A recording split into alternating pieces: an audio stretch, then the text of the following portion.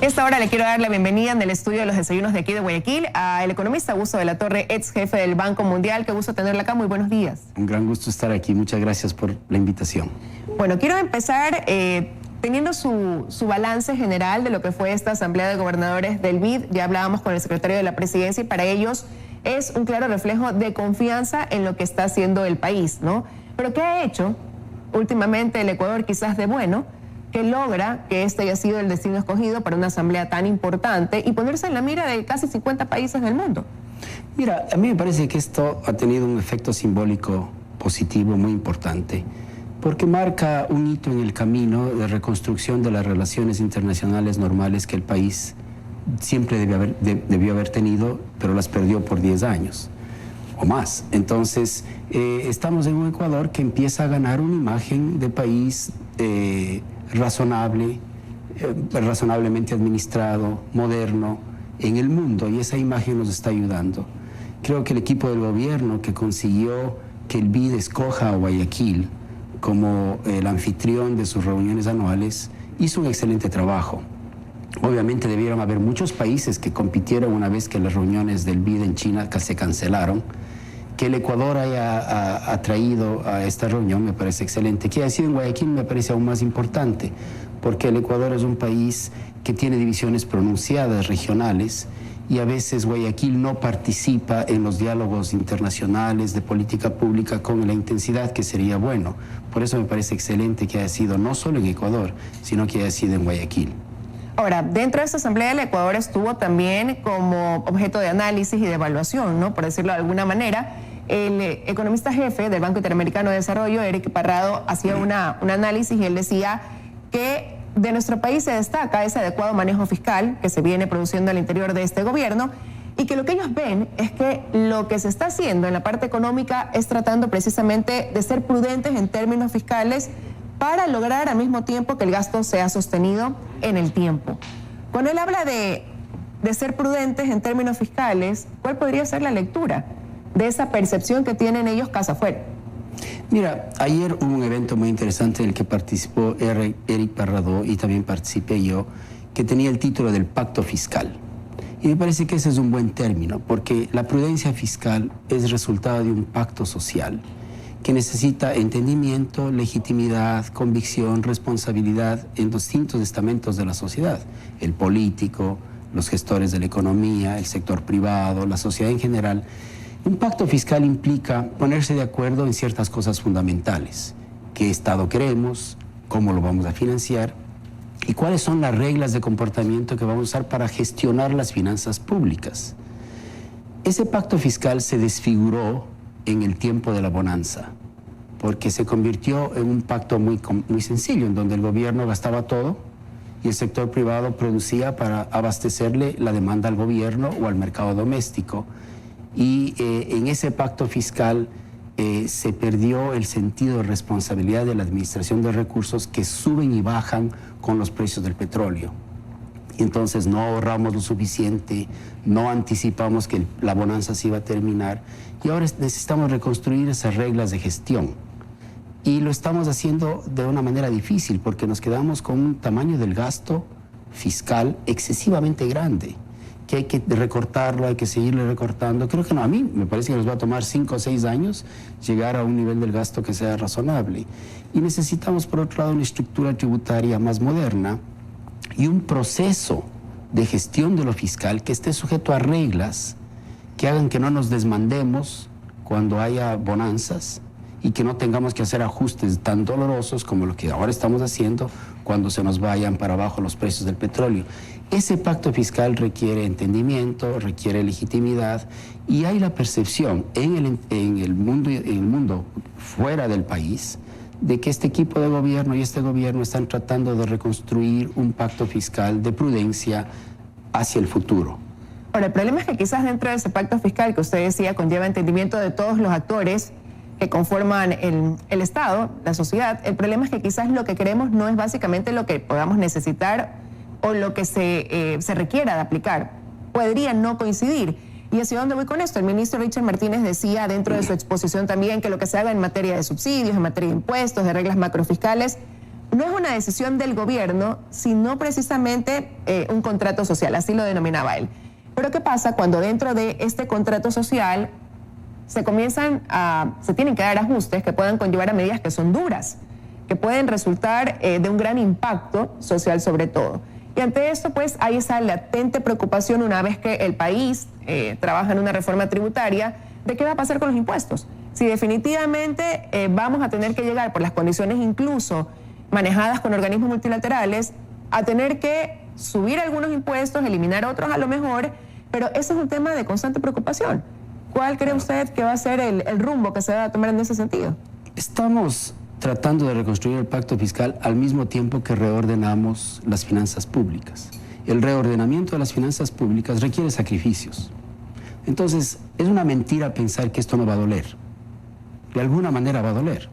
Lo que pasa es que vivimos en un país en donde todo el mundo quiere que le duela al otro y no a mí.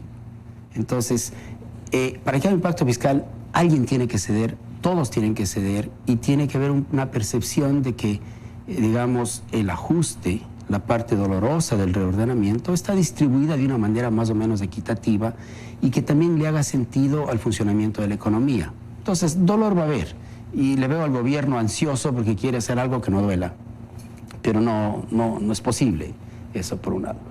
Por otro lado, tiene que haber confianza, porque para que haya un pacto fiscal, tú tienes que tener la confianza de que los recursos que tú pagas en impuestos están bien utilizados por el gobierno, que el gobierno no abusa de los poderes que la sociedad le da y que el gobierno utiliza bien esos recursos para generar servicios públicos de calidad.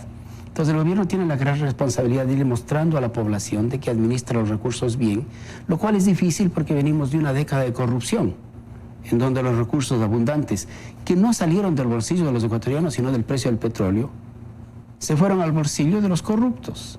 Entonces, en ese contexto la gente tiene mucha desconfianza, y eso me hace a mí llegar a la conclusión, o me hace entender por qué hay tanta tensión cuando se discuten temas de reordenamiento fiscal.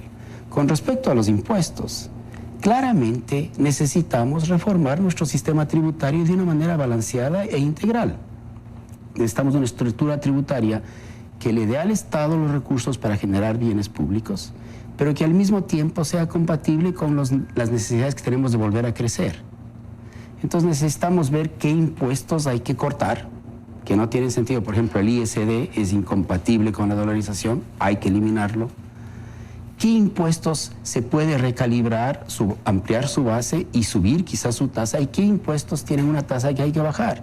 Entonces, una reforma integral tendría, para mí, por ejemplo, esta configuración.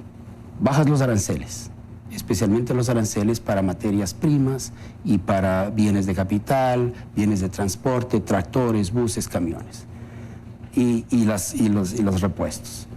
Luego, bajas o bien el 15% de distribución de utilidades corporativas de los trabajadores, o bien el impuesto a la renta corporativa, porque ese es un costo de producción que en nuestro país es muy alto.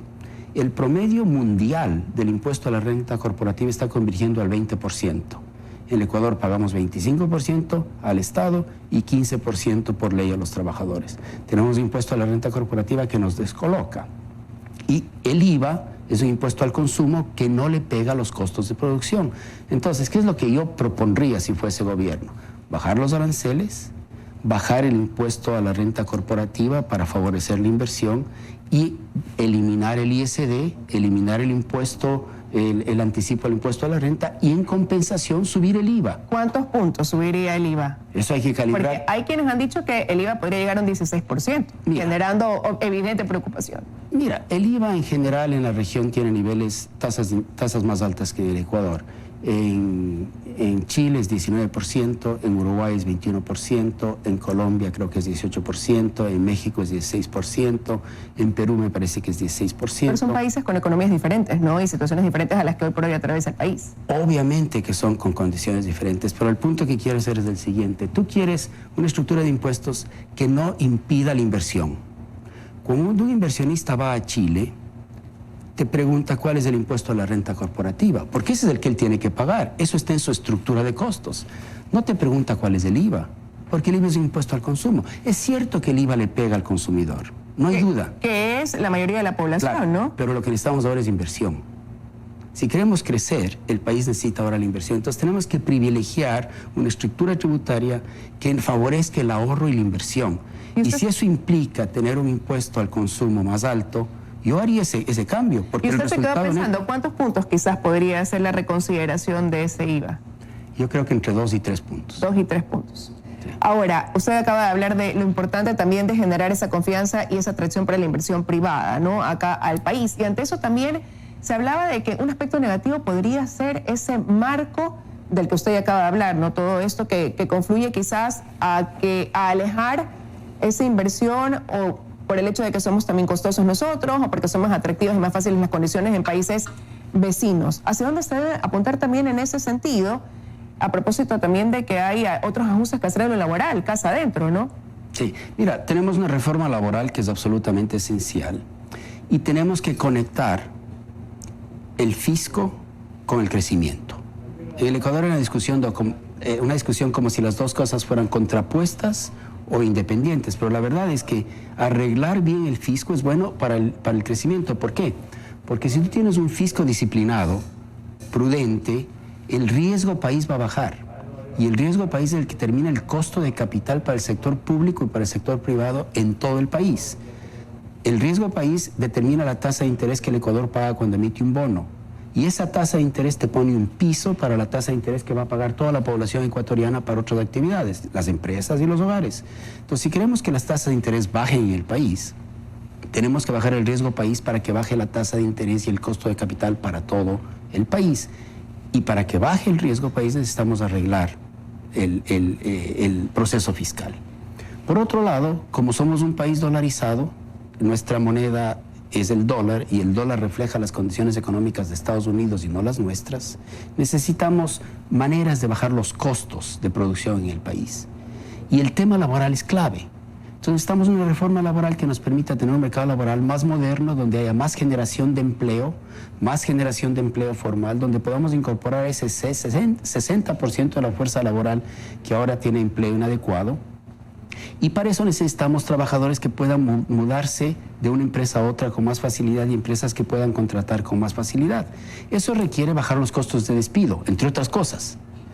Pero cuando bajas los costos de despido, aumentan los riesgos para el trabajador. Entonces necesitas compensar el descenso en los costos de despido con algún tipo de protección que le proteja al trabajador en su movilidad.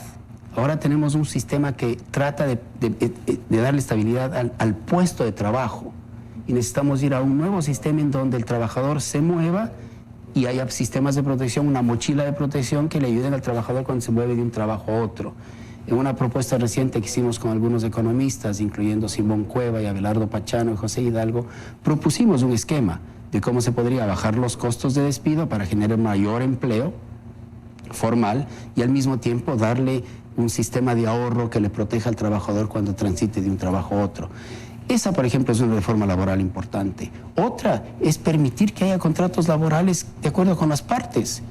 Si una madre de familia quiere tener un trabajo a tiempo parcial, ¿por qué no lo puede firmar con una empresa?